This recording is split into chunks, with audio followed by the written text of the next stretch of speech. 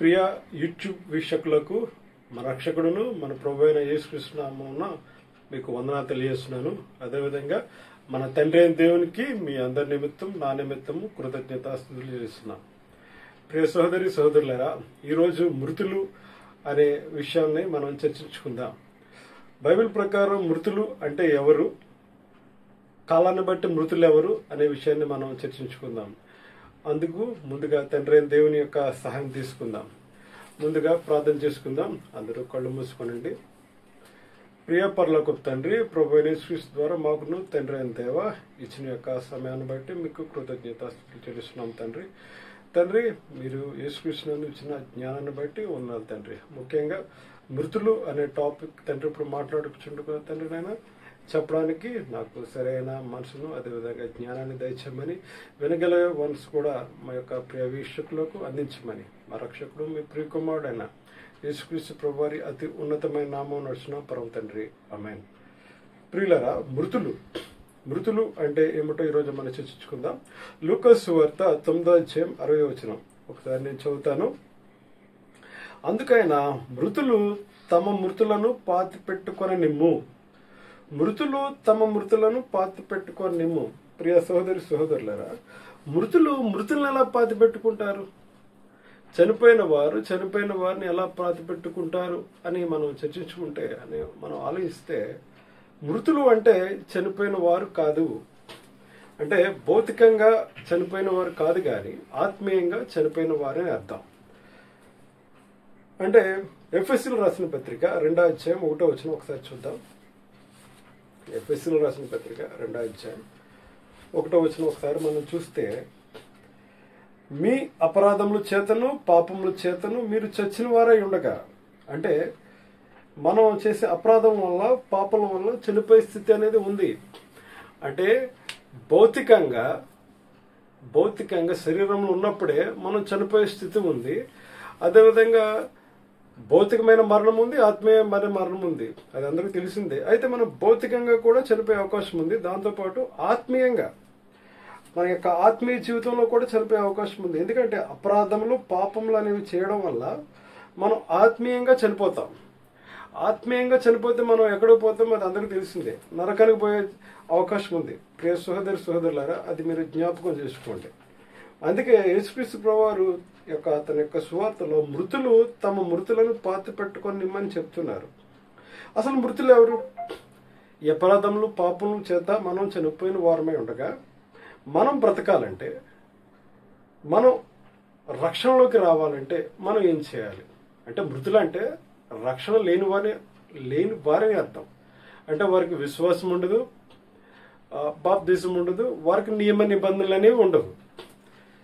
యొక్క ధర్మశాస్త్ర కాలంలో సుమారు ధర్మశాస్త్ర కాలం 1600 సంవత్సరాలు యొక్క కాలం అనేది ఉంది. అంటే మోషే ధర్మశాస్త్రం సీనాయి పర్వతం నుండి తీసుకున్నప్పటి నుండి యేసుక్రీస్తు ప్రభువారు శిలువ మరణం వరకు ధర్మశాస్త్ర కాలం అనేది జరిగింది. ఈ యొక్క ధర్మశాస్త్ర కాలంలో మృతులు ఎవరు ఒకసారి మనం చర్చించుకుందాం. అదేవిధంగా ఈ యొక్క కృపాకాలం లేదా క్రైస్తవ యుగంలో మృతులు ఎవరు చర్చించుకుందాం. ధర్మశాస్త్ర కాలంలో మృతులు ఎవరు అంటే, ఇజ్రాయెల్ కాని వారు ప్రతి ఒక్కరూ మృతులే. ఎందుకంటే ఇజ్రాయెల్కి ధర్మశాస్త్రం ఉంది, ఆజ్ఞలు ఉన్నాయి, అర్చనాచాదులు ఉన్నాయి, వారికి కొన్ని పద్ధతులు అనేవి ఉన్నాయి, నియమ నిబంధనలు అనేవి ఉన్నాయి. ఎవరికి? ఇజ్రాయెల్కి.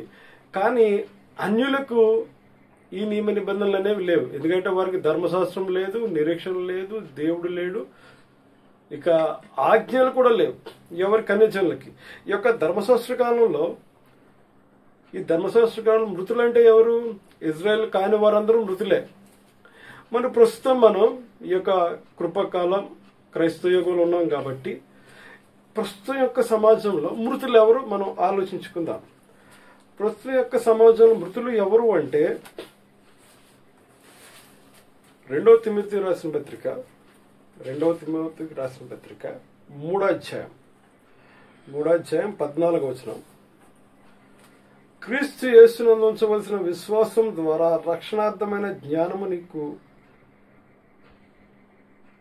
క్రీస్తు యేసునందు ఉంచవలసిన విశ్వాసము ద్వారా, అంటే యేసుక్రీస్తునందు ఒక విశ్వాసం అనేది ఉంది. ఆ విశ్వాసం ఎవరికి ఉంటుందో వారు రక్షణలో ఉన్నట్టు, అంటే వారు రక్షింపబడిన వారని అర్థం. ప్రియ సహోదరి సహోదరులారా, ఈ వచనాన్ని నేను మరలా చదువుతాను. క్రీస్తు యేసునందు ఉంచవలసిన విశ్వాసం, క్రీస్తు యేసునందు ఉంచవలసిన విశ్వాసం అనేది ఒకటి ఉంది. ఈ విశ్వాసం లేని వారు మృతులు. మరి యేసుక్రీస్తునందు ఏ విశ్వాసం కలిగి ఉండాలి అనేది మనం తెలుసుకుని ఉండాలి. లేకపోతే మనం ఎక్కడ ఉన్నాము అంటే మృతుల్లో ఉన్నట్టు లెక్క. అంటే ఆత్మీయంగా చనిపోయిన వారి లిస్టులో ఉన్నాం. ఆత్మీయంగా చనిపోయిన వారి లిస్టులో ఉంటే నరకానికి అత్యంత సమీపంగా ఉన్నట్టు. ప్రియ సహోదరి సహోదరులారా, మీరు గమనించాలి. రోమిల్ రాసిన పత్రిక 10:9 ఒకసారి చదివితే ఏమిటి విశ్వాసం, యేసుక్రీస్తునందు ఉంచవలసిన విశ్వాసం ఏంటి, ఆ విశ్వాసం మనం కలిగి ఉన్నామా లేదా ఈరోజు జ్ఞాపకం చేసుకుందాం. అదేవిధంగా మనం మృతుల్లో ఉన్నామా లేదో కూడా మనం జ్ఞానం చేసుకుందాం. ఒకసారి రోమిల్ రాసిన పత్రిక 10:9 అదేమనగా యేసు ప్రభువు నీ నోటితో ఒప్పుకొని దేవుడు మృతుల్లో నుండి ఆయన లేపనని నీ హృదయమందు విశ్వసించినట్లా నువ్వు రక్షింపడదు. యేసుని ప్రభువుని ఒప్పుకోవాలి. యేసుని ప్రభువుని ఒప్పుకుంటేనే నీకు విశ్వాసం ఉన్నట్టు. యేసుక్రీస్తునందు ఉంచవలసిన విశ్వాసం అది. యేసుని ప్రభువుగాను విశ్వసించాలి. నువ్వు ప్రభువుగా విశ్వసించకుండా నీకు నచ్చిన విశ్వాసంలో నువ్వు ఉంటే నువ్వు ఎందులో ఉన్నట్టు? మృతుల లిస్టులో ఉన్నట్టు. మృతుల లిస్టులో ఉన్నట్టు అంటే నరకానికి అత్యంత సమీపంగా ఉన్నట్టు. ప్రియ సహోదరి సహోదరుడా, జ్ఞాపకం చేసుకోవాలి. రోమిల్ అపోస్తుల కార్యాలు ఒకసారి తీయండి. అపోస్తుల కార్యాలు 2వ అధ్యాయం 36వ వచనం. అపోస్తుల కార్యాలు 2వ అధ్యాయం 36వ వచనం ఒకసారి మనం చదువుదాం. మీరు సిలువ వేసిన యేసునే దేవుడు ప్రభువుగాను క్రీస్తుగాను నియమించెను. ఇది ఇజ్రాయేల్ వంశం అంతే రూఢిగా తెలుసుకున్న వాళ్ళని చెప్పాను. పెంతెకోస్తు పండుగ దినాన్న పేతురు గారు పరిశుద్ధాత్మను పొందుకుని ఆయన చెప్పిన మాటలు ఏంటంటే, మీరు సిలువ వేసిన యేసునే దేవుడు ప్రభువుగాను క్రీస్తుగాను నియమించెను. ఆయన ఆ విధంగానే విశ్వసించాలి అని చెప్తున్నారు. మరి ప్రియ సహోదరి సహోదరుడా, నువ్వు యేసుక్రీస్తుని ఏమని విశ్వసిస్తున్నావు? ప్రభుగా విశ్వసిస్తున్నావా? క్రీస్తుగా విశ్వసిస్తున్నావా? మంచిది. ఈ విధంగా విశ్వసిస్తే మంచిది. మరి అంతకు మించి నీ యొక్క విశ్వాసం ఏంటి? యేసుని ఏమని నమ్ముతున్నావు? యేసుని ఏమని నమ్ముతున్నావు? అసలు నువ్వు మృతుల్లో ఉన్నావా? యేసుక్రీస్తునందు ఉంచవలసిన విశ్వాసం నీకు ఉందా లేదా? బైబిల్ ఏం చెప్తుందంటే, ప్రభుగాను అపోస్తులైన పేతురు గారు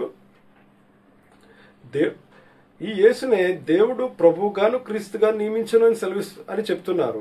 మరి నీ విశ్వాసం ఏంటి?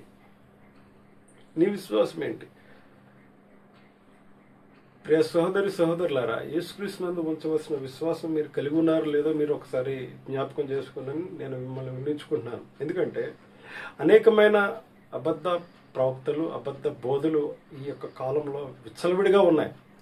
మనం ఏది కరెక్ట్ అనేది మనకు తెలియదు. కానీ ఈ యొక్క అపోస్తులు చెప్పిన బోధను మనం వింటే, ముఖ్యంగా ఈ యొక్క అపోస్తుల యొక్క బోధనను మనం శ్రద్ధగా ఈ యొక్క ఆచరించడం కానీ ఈ యొక్క చదవడం కానీ చేస్తే, వారు ఇచ్చిన లేఖనాలను వారు ఎత్తి చూపిన విధానాన్ని బట్టి మనం ఫాలో అయితే మనం యేసుక్రీస్తునందు ఉంచవలసిన విశ్వాసంలో మనం బలంగా ఉంటాం.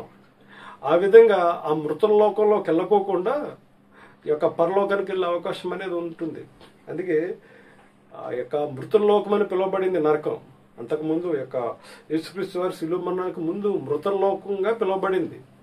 అందుకే నేను మృతులు అనే టాపిక్ ఎంచుకోవడానికి కారణం ఏంటంటే, అసలు మన విశ్వాసం ఏంటి? ప్రస్తుతం క్రైస్తవుల్లో ఉన్న విశ్వాసం ఏంటి? యేసుక్రీస్తుని ఏమని విశ్వసించాలి? మనం ప్రభువుగా విశ్వసిస్తున్నామా లేదా మరొకంగా విశ్వసిస్తున్నామా అనేది మనం జ్ఞాపకం చేసుకోవాలని మిమ్మల్ని వినియోగించుకుంటున్నాను. అదేవిధంగా మనం మృతుల్లోకానికి అంటే మృతులుగా ఉన్నామా లేదా రక్షణలో ఉన్నామా అనేది ఈ యొక్క విశ్వాసాన్ని బట్టి మనం తేటతెల్లంగా చెప్పొచ్చు ఈజీగా. ప్రియ సహోదరి సహోదరులారా, మీరందరూ యేసుక్రీస్తునందు ఉంచవలసిన విశ్వాసంలో మీరు బలపడి మీరు పరలోక రాజ్యాన్ని ముందుగా సొంతం చేసుకోవాలని నేను తండ్రి అయిన దేవుని పేరిట మిమ్మల్ని బతిమాలుకుంటున్నాను. అదేవిధంగా ఈ యొక్క లేఖనాలను చదవండి. అపోస్తులు బోధనలు మనకు చాలా క్లియర్ కట్గా ఇచ్చేశారు. ఎందుకంటే బోధ ఒక్కసారి అప్పగించబడింది, ఒకటే బోధ, అనేకమైన బోధలు అనేవి లేవు. అందుకే ఒక చిన్న విషయాన్ని మీకు విన్నవించుకుంటాను. గల్తీలు రాసిన పత్రిక మొదట అధ్యాయం 8వ వచనం. మేము మీకు ప్రకటించిన సువార్త గాక మరి ఒక సువార్త మేమైనను పరలోకం నుండి వచ్చిన ఒక దూతైనను మీకు ప్రకటించినట్లా అతడు శాపగ్రస్తుడవును గాక. అంటే ఒకటే సువార్త. ఇంకా చాలా మంది ఈ రోజుల్లో పరలోకం నుండి నాకు దర్శనం వచ్చింది అంటే పరలోకం నుంచి ఒక దూత వచ్చి నాకు చెప్పింది అంటారు, కానీ అది కుదరదు. ఒకటే సువార్త. ఆ సువార్త ప్రకారం మీరు విని విశ్వసించి రక్షణ పొంది బాప్తిసం పొందితే మీరు రక్షణలో ఉన్నట్టు. ఇవి యొక్క విశ్వాసం అనేది చాలా ముఖ్యం. ప్రియ సహోదరులారా, మీరు సరైన విశ్వాసం కలిగి ఉండి మీరు యేసుక్రీస్తునందు మీ యొక్క విశ్వాసంలో బలంగా ముందుకు సాగాలని కోరుకుంటూ, అదేవిధంగా ఒక్కొక్క రిఫరెన్స్ నేను మీకు చెప్తాను. గల్తీలు రాసిన పత్రిక 2వ అధ్యాయం 20వ వచనం ఒకసారి చదివితే, నేను క్రీస్తు కూడా సిలువ వేయబడి ఉన్నాను, ఇక నువ్వు జీవించుకోవడం నేను కాను, క్రీస్తే నా యందు జీవించుచున్నాడు. నేను ఇప్పుడు శరీరమందు జీవించున్న జీవితం నన్ను ప్రేమించి నా కొరకు తను తాను అప్పగించుకున్న దేవుని కుమారుని యందలి విశ్వాసం వలన జీవించున్నాను. మన విశ్వాసం అనేది యేసును ప్రభువుగాను క్రీస్తుగాను దేవుని కుమారుడుగాను విశ్వసించాలి. ఇవి పర్యాయపదాలు. ప్రభు అన్న, క్రీస్తు అన్న, దేవుని కుమారుడు అన్న పర్యాయపదాలు. ఇదే విశ్వాసంలో మీరందరూ కొనసాగి ముందుకు వెళ్ళాలని యొక్క తండ్రి అయిన దేవుడు సిద్ధపరిచిన యొక్క రాజ్యంలో యేసుక్రీస్తు వారి ద్వారా మీరు పాలిభాగస్తులు అవ్వాలని కోరుకుంటూ, ఈ యొక్క అవకాశం ఇచ్చిన దేవునికి కృతజ్ఞతాస్తుతులు చెల్లించుకుంటూ, ఏదైనా సమస్య ఉంటే ఈ యొక్క వాక్యంలో మీకు ఏదైనా అర్థమవని విషయాలు ఏమైనా ఉంటే మేము ఫోన్ నెంబర్ ఇవ్వడం జరుగుతుంది. ఆ యొక్క ఫోన్ నెంబర్ ఇస్తాం. ఆ ఫోన్ చేసి ఏదైనా ఆత్మీయ విషయంలో ఎదగాలని కోరుకుంటూ సెలవు తీసుకుంటున్నాను. తండ్రి అయిన దేవుడు యొక్క మాటలు మన వీడుకల్లో ఫలింపచేయను గాక. ఆమేన్.